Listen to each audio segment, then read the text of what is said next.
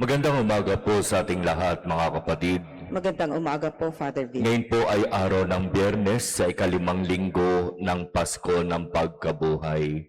At sa ating ebanghelyo, narinig natin ang parabang malinaw na utos na ibinibigay ng ating Panginoon. Kung tunay na kinikilala natin siya bilang Panginoon at tagapagligtas, dapat nating sundin ang kanyang mga utos. At malinaw ang sinasabi niya, kung tinutupad ninyo ang aking mga utos, kayo'y aking kaibigan. Kung tinutupad ninyo ang aking mga utos, kayo'y aking mga kaibigan. Ano ba ang ibig sabihin para sa ating Panginoon ng isang kaibigan? Sabi niya sa Ebanghelyo, sinabi ko ang lahat sa inyo. Kung ano ang kalooban ng Ama, sinabi kong lahat ito sa inyo. Sapagkat hindi ko na kayo itinuturing na alipin. Itinuring ko kayong kaibigan, at bilang kaibigan, alam ninyo ang lahat. At nakasalalay sa inyong malayang desisyon, kung alam ninyo ang lahat, talaga bang susundin ninyo ang aking mga utos?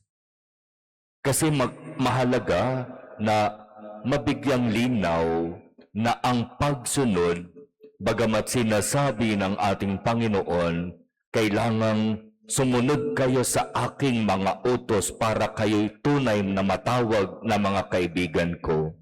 Pero dapat na maging malinaw, ang pagsunod ay malayang desisyon ng tao. Hindi tayo pinipilit, hindi tayo pinupwersa, hindi tayo binablockmail. Malaya tayong tutugon sa paanyaya. Susundin ko ba ang utos ng Diyos? Susundin ko ba ang kalooban at kagustuhan ng Diyos? O mas pipiliin kong sundin ang sarili kong kagustuhan? Kayo'y mga kaibigan ko kung tinutupad ninyo ang aking mga utos.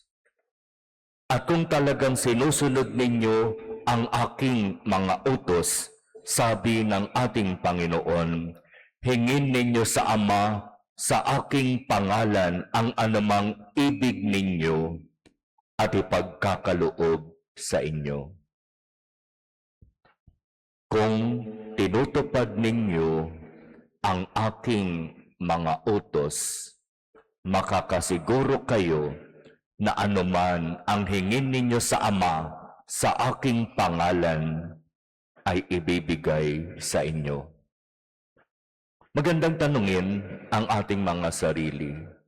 Yun bang mga panalangin na inilalapit natin sa Diyos? Yun bang mga kahilingan na itinataas natin sa Kanya? Ibinibigay ba? Kung minsan, hindi.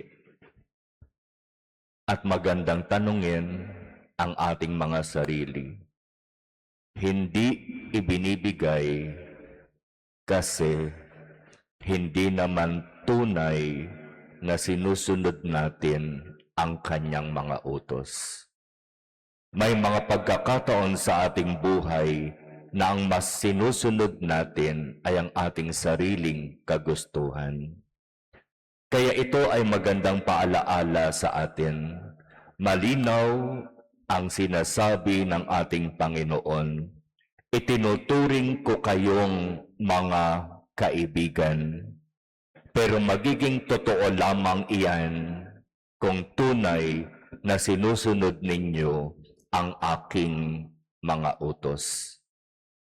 At ang aking mga utos ay ibinibigay ko sa inyo upang kayo'y mabuhay at upang kayo'y maligtas. Walang mawawala sa inyo kung susundin ninyo ang aking mga utos. Kayo pa nga ang pagpapalain at pagkakalooban ng maraming biyaya kung tunay na susunod kayo sa akin.